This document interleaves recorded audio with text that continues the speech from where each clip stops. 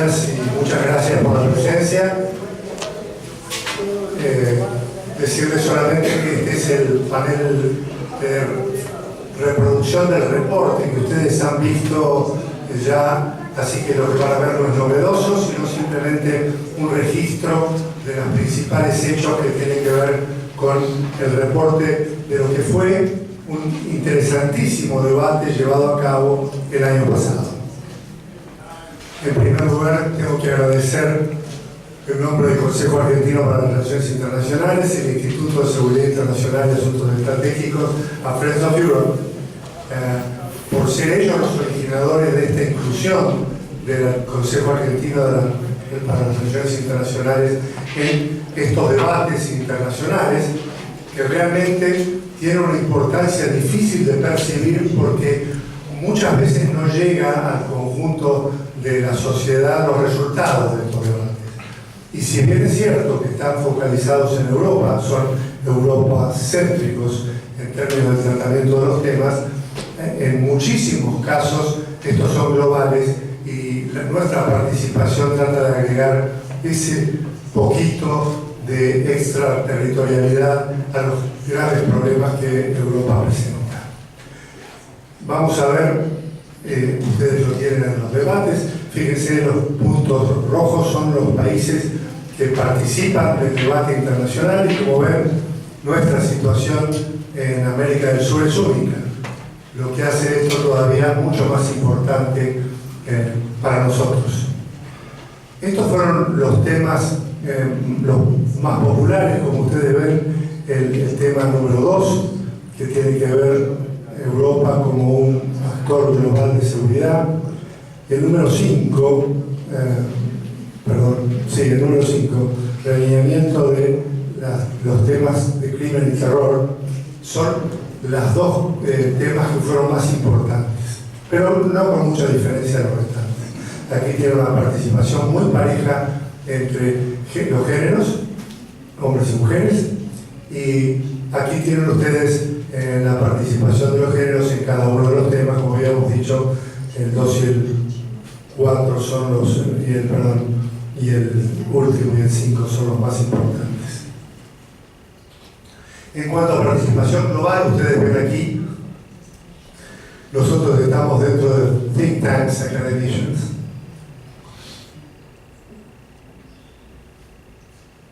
Y en cuanto a edades y categorías participantes, ustedes ven que el núcleo está entre los 16 y los 35 años con mayor énfasis, aunque después hay una distribución territorial bastante razonable. Paso a las 10 recomendaciones principales que hace el reporte. El reporte, después de haber pasado por el debate, hace recomendaciones. Son 10 recomendaciones que tienen que ver directamente con los problemas que se han debatido. El primero es movilizar el planeamiento urbano como herramienta contra la exclusión que alimenta la radicalización. Esto tiene que ver con la inmigración y su ubicación dentro de las naciones donde llega el flujo migratorio.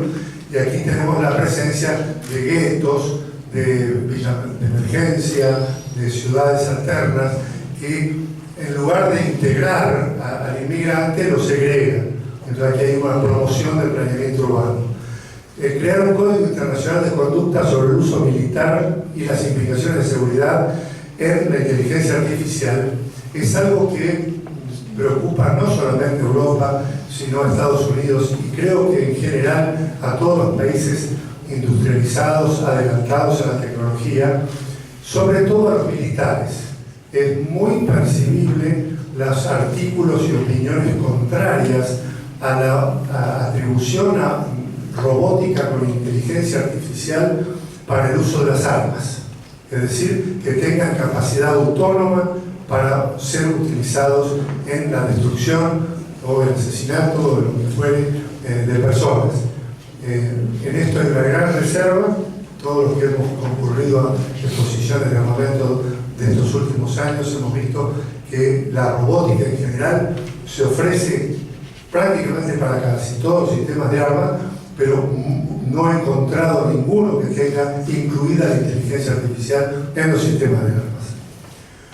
Trabajar para la autonomía de la Unión Europea, bueno, esto es una clara respuesta a los problemas de fragmentación, a las discusiones internas políticas de Europa. La migración es realmente un problema que atañe no solamente a Europa, sino también a nuestra patria sudamericana. La propuesta de la recomendación es expandir los corredores regulares de migración, es decir, expandir, ampliar la cantidad de rutas que siguen los migrantes, incluyéndole varias alternativas, como son la identificación, la selección por capacidades laborales y destrezas, la formalización de campos de entrenamiento y educación para ser más útiles a las sociedades donde migran. Todo esto está incluido dentro del marco de corredores regulares. Construir un marco creíble y efectivo de ciberdisuasión. Bueno, esto es un tema que vamos a tocar.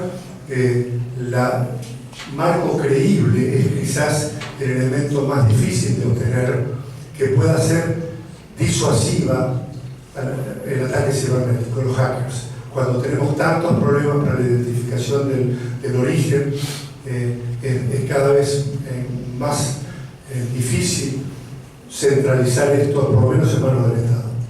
Promover un tipo de cuerpo como la OSCE para el Medio Oriente. Esto tiene que ver con brindarle al Medio Oriente su reconstrucción, capacidades económicas, capacidades de producción, capacidades de comunicación con el resto del mundo. Usar programas de rehabilitación criminal como modelos para reintegrar extremistas violentos a la sociedad. Esto tiene que ver con el punto que vamos a tocar, el nexo entre crimen y terror, para la percepción de muchas sociedades que quieren alejar la presencia de fuerzas armadas del conflicto directo con el crimen organizado. Hay una clara definición de orientarse a utilizar políticas policiales para enfrentar el crimen organizado, y dentro de ello la posibilidad de que el terrorismo se mimetice como crimen organizado, porque utiliza la mayor parte de sus herramientas muy similares, y en estos casos tenemos luego el desafío del Estado ante el fracaso policial, por lo menos en la prevención, ¿no? Construir un sistema de información confiable como servicio público transnacional, como parte de una estrategia para contrarrestar la propaganda y las fake news. Este es también un dilema, cómo centralizar un sistema de información que sea confiable y que al mismo tiempo sea transnacional, es decir, que no sea cerrado a la utilización del Estado-Nación, sino que se comparta.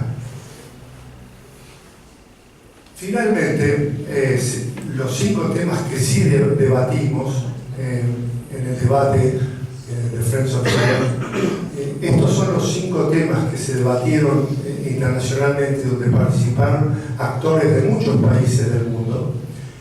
El primero, contrarrestando amenazas híbridas en la era ciber. Ahí surge toda una discusión sobre la definición de híbrido. Si lo híbrido es algo nuevo o simplemente es un nuevo nombre para cosas viejas. Si el libro aquel de los chinos de la guerra irrestricta, que se actualiza todos los años, es en realidad lo mismo que híbrido. Y bueno, la conceptualización de esto es importante, cómo se aplica en la guerra cibernética. Europa como un actor de seguridad global, aquí estaba centrado en los problemas básicamente de la seguridad y migración, pero también por la presencia de Rusia en las fronteras del Báltico, por las agresiones en Ucrania y la posición, el rompimiento del Tratado de Budapest y el no seguimiento de los acuerdos de Minsk. En cuanto a enfoques regionales a la migración global, es una visión para ver que la migración tiene que tener un tratamiento no común, no global, homogéneo, sino adecuado a las circunstancias particulares, donde cada nación tiene su visión de la inmigración que recibe y cómo debe procesarla. Un punto muy importante es el de los desgastados regímenes de control de armas. Como ustedes saben, posterior a este debate que fue el año pasado, surgió que Estados Unidos denunció y se alejó del INF, el Tratado para Armas Nucleares de Alcance Intermedio. Y hay todo un discurso también sobre el abandono de su régimen START. Si estas dos cosas ocurrió y está volviendo a ocurrir, esto es un viva la pepa, libre albedrío para el uso de las armas nucleares de cualquier distancia. Y la pérdida de regímenes de control agudiza las posibilidades de una proliferación nuclear y el riesgo de un accidente por uso de armas nucleares. Y finalmente, el tema de reordenando el nexo crimen al terror es el tema donde vamos a tratar de conversar rápidamente.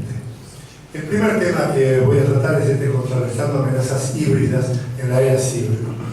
La opinión de, digamos, el resultado final, el comentario final, es que de agresiones esporádicas, aleatorias, no comunes, las amenazas de actores no estatales pasaron a ser más frecuentes y que a esas se agregaron muy bien planeadas operaciones estatales que tenían carácter híbrido.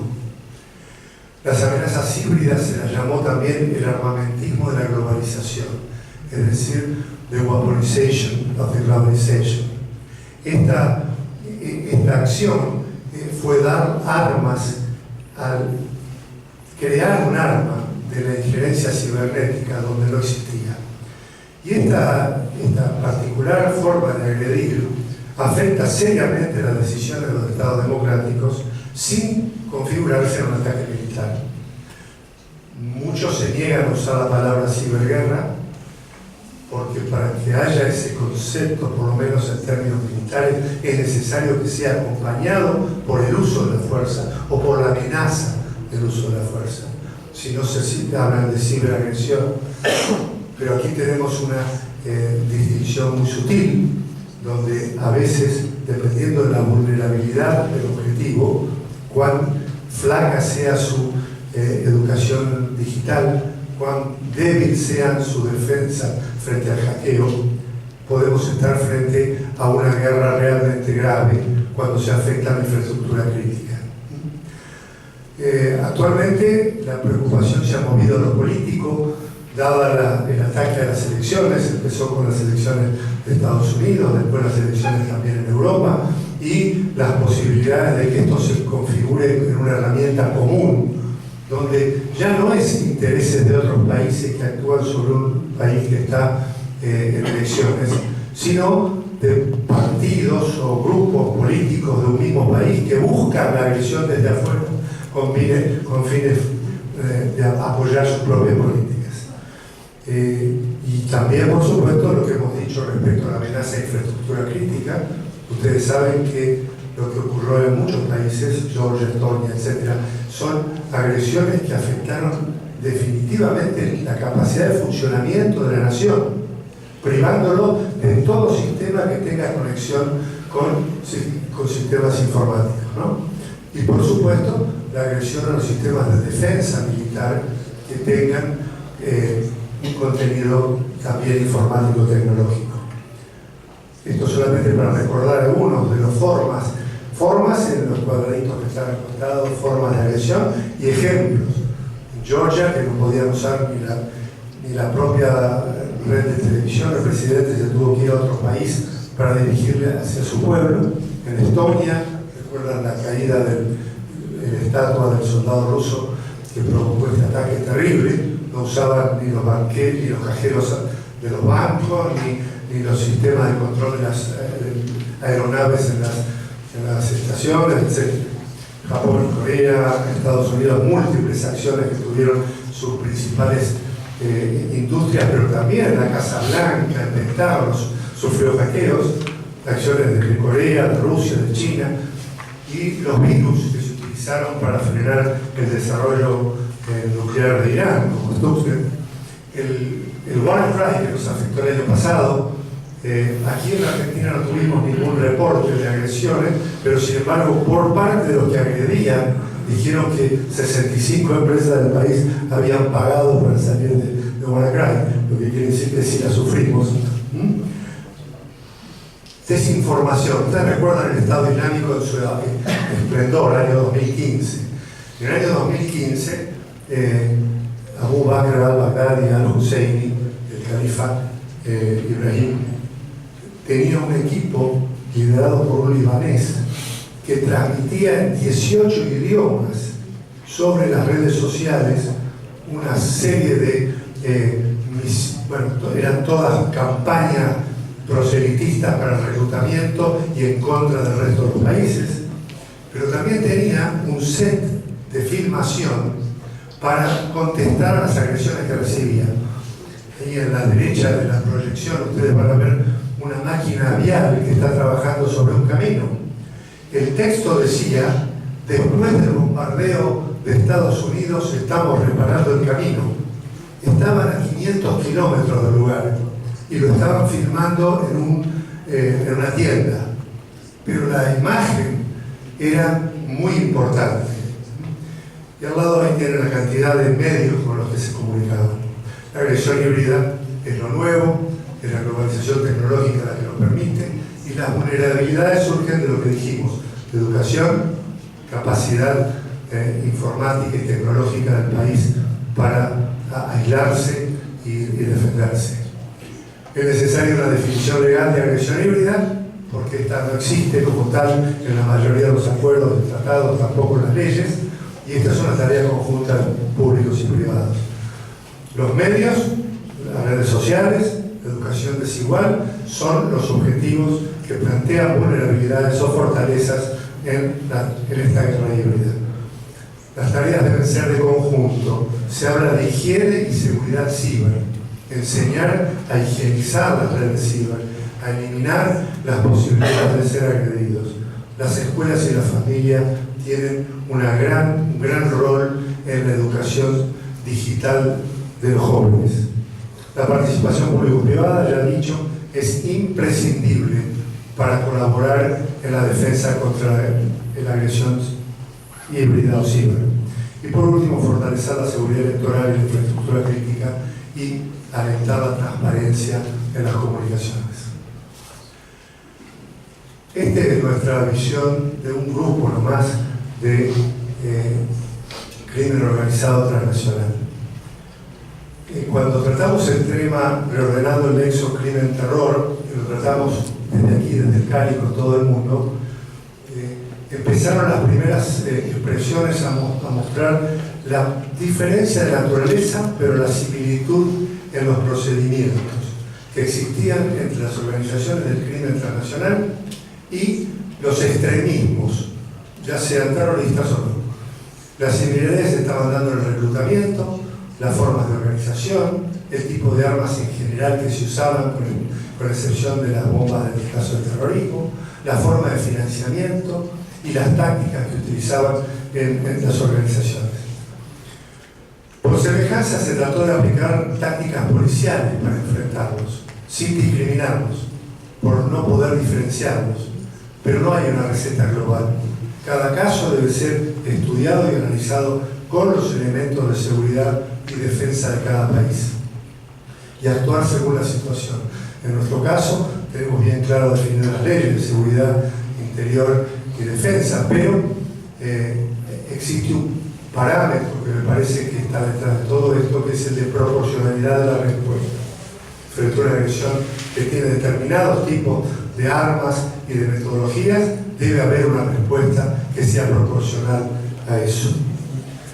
En el terrorismo encontramos diferencias claras en cuanto a la motivación a través de la ideología, y estas son las diferencias muy importantes respecto al crimen organizado. Pero sin embargo, el enfoque de utilizar la policía comunitaria, las políticas de la policía comunitaria, ha demostrado muchas ventajas en la prevención. La política de policía comunitaria significa introducirse con los elementos de seguridad dentro de las comunidades, establecer redes de confianza, para obtener datos que puedan prevenir las agresiones del crimen organizado o del terrorismo. Es muy importante la prevención para evitar antes del estallido que impide luego utilizar las fuerzas de seguridad. Crear estas redes internas, atender las influencias externas, muchas veces y no son presenciales, son influencias externas también realizadas a través de redes cibernéticas, y mantener una relación social intensa que evite el desconocimiento de la agresión. Adaptar prácticas a la cultura de la comunidad. No se pueden utilizar las mismas prácticas de prevención y de represión en todas las comunidades. Es necesario adaptarse a la cultura de las comunidades. Muy importante, rol central en la defensa frente al crimen organizado y el terrorismo es la inteligencia. La inteligencia y la información ambas, y la capacidad para compartirlas. En general hay una reticencia de los elementos de inteligencia a compartir su información, y esto resta capacidad de acción interregional. Cuidado en las prisiones. Muchas veces ustedes recuerdan que la mayoría de los que integraron el Estado Islámico en Siria habían salido de las prisiones donde estaban en conjunto los miembros del ejército de Saddam Hussein con dirigentes, algunos clericales, otros no, de organizaciones como Al-Qaeda en Irak. Estas formaron a los miembros militares del Estado del ejército de Saddam en las prisiones. En Abu Ghraib se concentró el Estado Mayor del que después fue el Estado Islámico. Y fueron estos los que venían de Al-Qaeda en Irak que motivaron y transculturizaron a los miembros del ejército de Saddam. Muy cuidadosa la forma en que se alojan. Recuerda, vimos recién las maras. Las maras se inician en Los Ángeles, en Estados Unidos, cuando grupos de salvadoreños jóvenes que se dedicaban a crímenes menores son llevados a la cárcel y se entran en contacto con los líderes narcotraficantes más importantes de Estados Unidos. Y ahí reciben el grado universitario de narcotraficantes. Y también de extorsión, de secuestro, de robo en gran escala. Vuelven a la sociedad con una calidad totalmente distinta a las ramerías juveniles. Muy cuidadoso la forma en que se trata a los prisioneros en las prisiones comunes. Dijimos adaptar las prácticas a la cultura y trabajo del conjunto social, muy importante. Este no es un trabajo de la policía ni de las agencias de inteligencia, ese es un trabajo educativo donde todos los medios deben trabajar. Y con eso, dicho, he tocado nada más que 2 puntos del reporte muy interesante que se hizo después de este diálogo, y la dejo en manos del final a la autora de Friends of Europe y con la razón por la cual estamos. Antonia.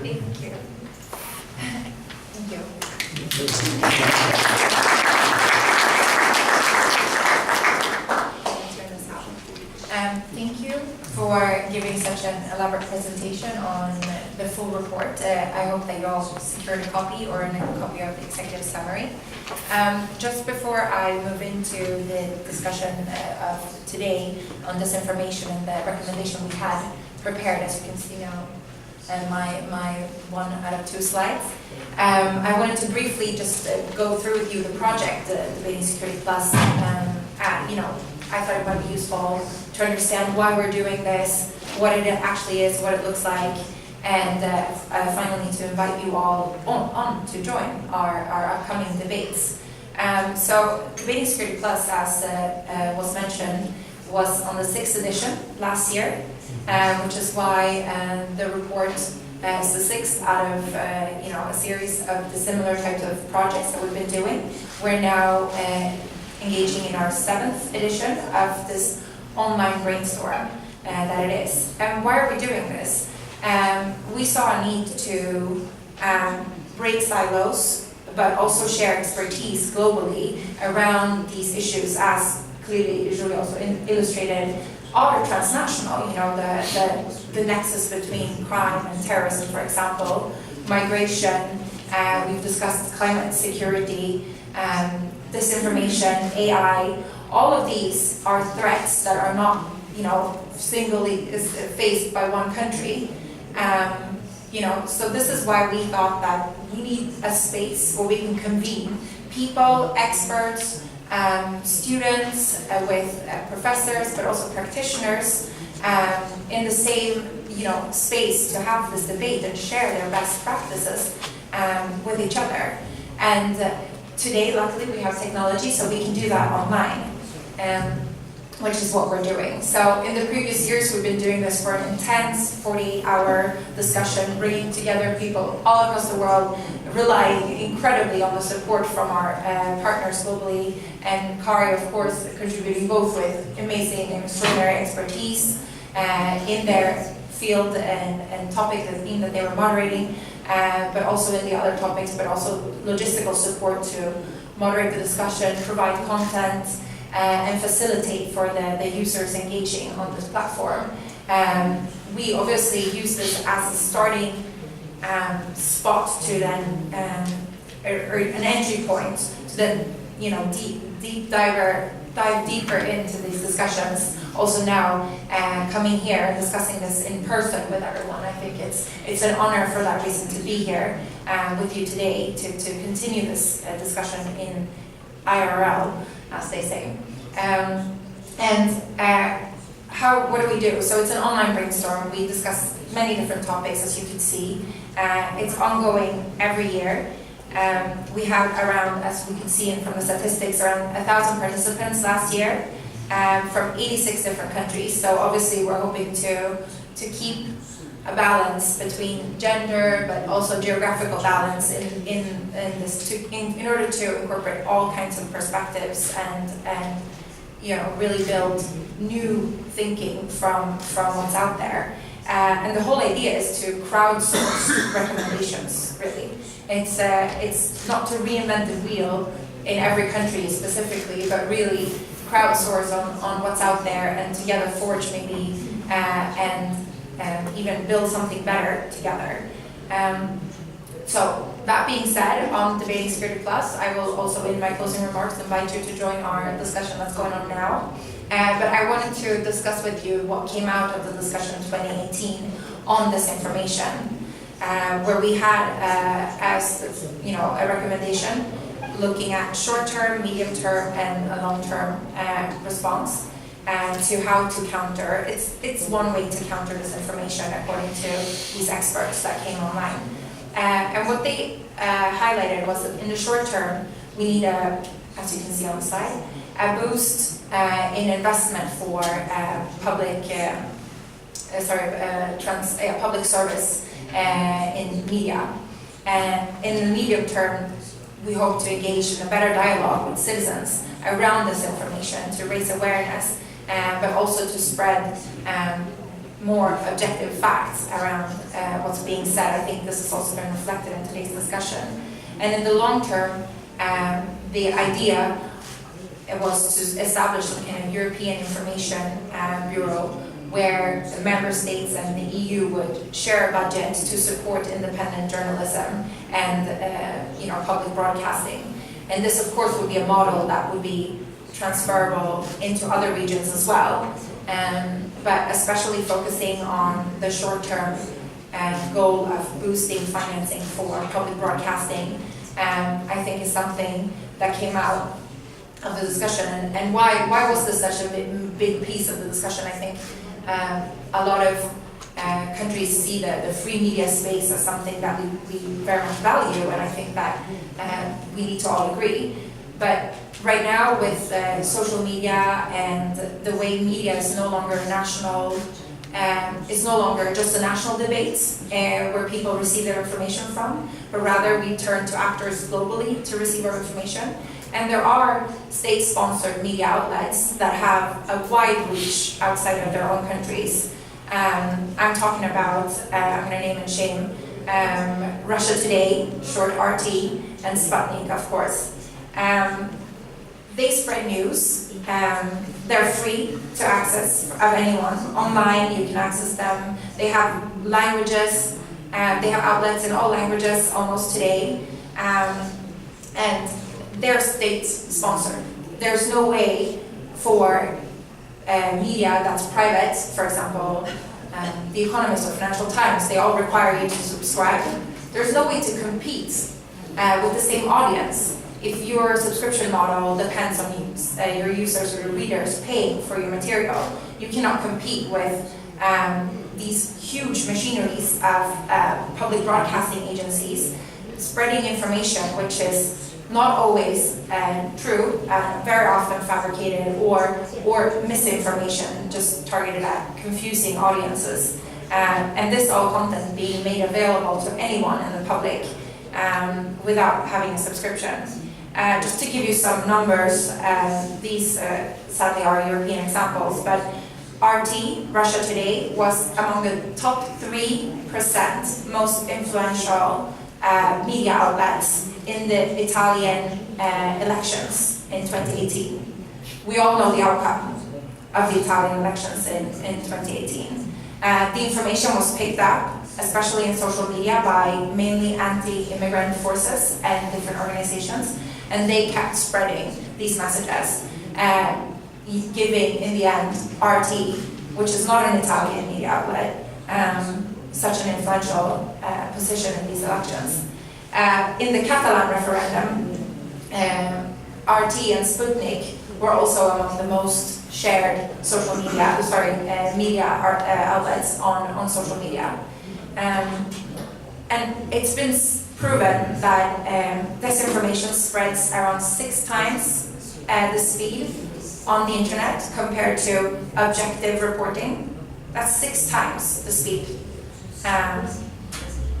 I think that to understand this, we need to break down the reasons why do we share this material. I heard a great number today that 26% of individuals don't think about the source before they share something.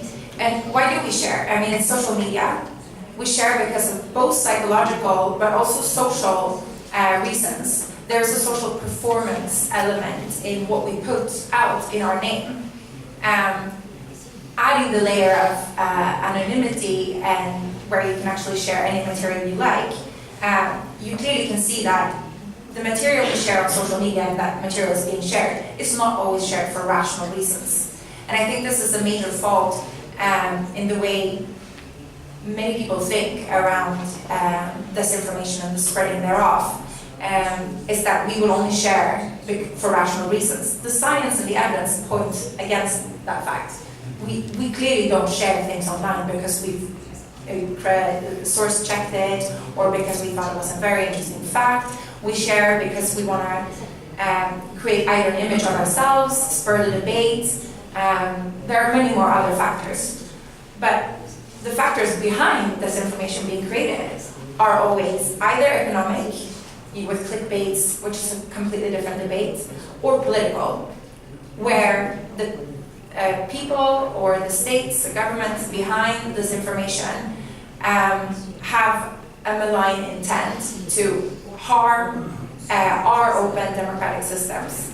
And I think looking at RT, I just heard today also that RT has its headquarters, its American headquarters here in Argentina. They have 70 million viewers weekly on their YouTube channel. 70 million. And that's material not just in Russian. It's not just, I think, what a lot of people misperceive that it's material for Russians abroad. No, this is material in languages such as Spanish, French, English. They have a global audience, a huge one. And there's no sign of this stopping. Rather, it's the other way around. Cyber attacks are increasing. The internet is making this cheaper for them. It's really a big issue. I think it's a central issue to how we receive our news and our information. And what are we doing in the West? Our funding for public broadcasting has been slashed since the Cold War, where public broadcasting was actually used as an effective tool to counter the, at the time, propaganda from the Soviet Union. Today, we work in a free, which I think is beautiful, a free environment of journalism, private media, modules that support also the media having become more opinionated.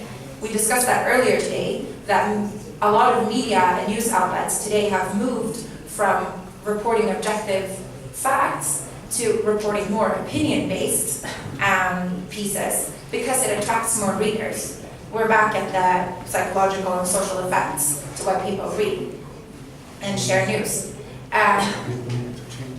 No, it's fine. You can keep it on. Thank you. I think the fact that we have such many actors also to choose from, it creates public confusion. And especially when you don't have access to perhaps the quality journalism because you have to pay such a high price today to get access to it. This obviously distorts the debates, I think, in every nation, but also in regions and globally, which is why we're seeing this problem so wide across right now. I think this really speaks for the argument that we're making in the DS Plus report, that objective journalism needs funding. We need perhaps to invest in public broadcasting again in order to make correct information accessible to the public, because we depend on our public for the democratic system. If you want a democracy to work, you need your voters to be able to make informed decisions. And to do so, we need to occupy space, right? Right now, it's all a battle of space. Who's visible? What do we see in social media? And to occupy space, we need to invest more. And I think it's beautiful, an example right now from the UK, where they had, obviously, the Brexit referenda, where a lot of false information was being spread, both by non-governmental actors, but also sometimes state-sponsored, and a lot of confusing messaging was blowing up on both sides. Today, the debate is still ongoing. Will the UK leave the European Union? No one ever knows. But the spending on political advertising is now higher on the pro-European side than on the pro-Brexit side. So you can see how that shifts a debate. We don't know the outcome yet.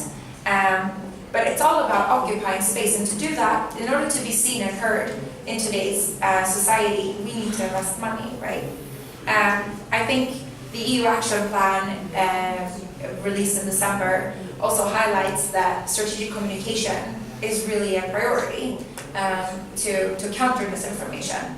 But in order to really make it a priority, there needs to be a budget commitment to meet these requirements. So that being said, and moving away from this recommendation, but you can keep this slide because I don't have that many. I think what we've seen today in this discussion is that we need a multi-stakeholder solution. I don't think public broadcasting can be a one, blanket answer to countering misinformation as such. But what we do with Debating Security Plus is that we share these best practices globally. We tailor these different solutions to local or regional needs.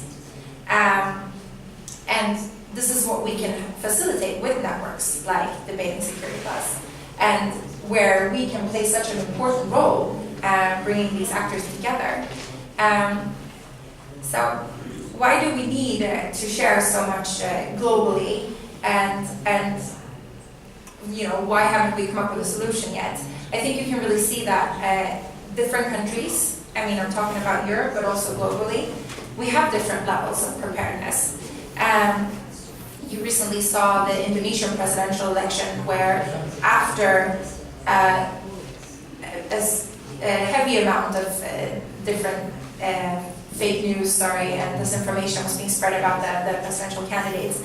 Today, a survey showed, or earlier this week, a survey showed that most of the people that voted still don't know which, for example, religion the president has. Because there were so many different news articles and items about this in order to shame the presidential candidates, that the opinion is still distorted. People still don't have a picture of the reality. They haven't even been informed after the elections.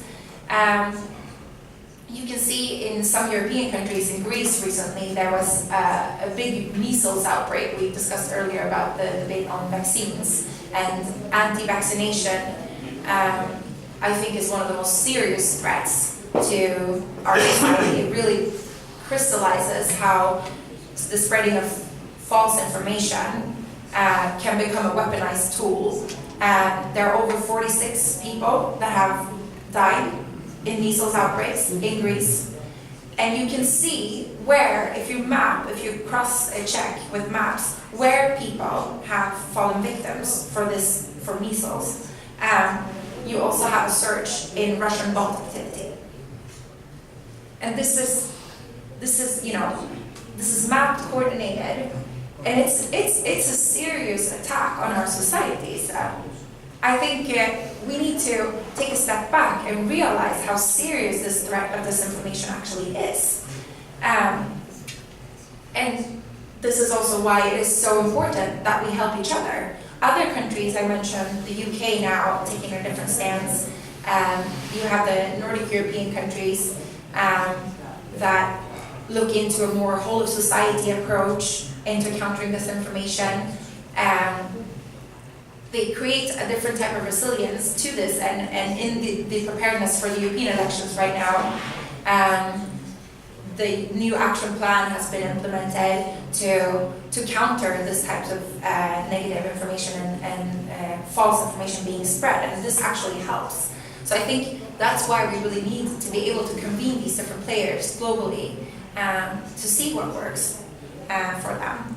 So what do we need to do then? I mean, it's not just about public broadcasting, right? We've talked about a whole of society approach being instrumental to counter disinformation. It's about our governments building resilience by both education. It's about media literacy. It's about digital literacy that we discussed earlier today. It's about governments, of course, again, funding public broadcasting, but also for governments to raise awareness by actually revealing fake content and speaking up against what has been true and what hasn't been true. Look at the example again of Indonesia, with a population completely confused if their president is Muslim or Christian. It's ridiculous. It's a ridiculous example, but it really shows that if you don't raise public awareness, if you don't connect to citizens again after these falsehoods have been spread, then you don't help. You don't help in creating a more factual consensus around what's going on. But it's also about private sector. It's not just about governments, right? You have the technological aspects. You have, which Odd, the EU ambassador mentioned earlier, the new code of practice, which was signed between the EU and Google, Mozilla, Facebook, and Twitter, where tech companies, social media companies mainly, admit to removing fake accounts, for example, and for other measures. It's about private sector, but we cannot leave it up to only private sector, right? Private sector can help us in this regard. We can work on algorithm transparency, we can work with them to remove fake accounts, but in the end, it's us in civil society, but also in government positions that need to set the norms. We talk a lot about this today. What are the values? Where's freedom of speech? And I don't want Facebook to decide where freedom of speech begins and where it starts. I want that to be a government decision, or perhaps a regional decision on more of a global level. Civil society also plays a role. We talk a lot about journalism and their role in debunking fake news or doing fact-checking. And I agree, it shouldn't be a journalist's full-time job to do fact-checking of Russia Today articles. But researchers, journalists, and other civil society members, think tankers, we all play a role in raising awareness, in finding out the truth, in helping to create a more positive narrative around our societies, around the societies we believe in in helping to create a storytelling that's appealing, that will, appeal to people's psychological and social cues that allow them to, or make them share content online, for example.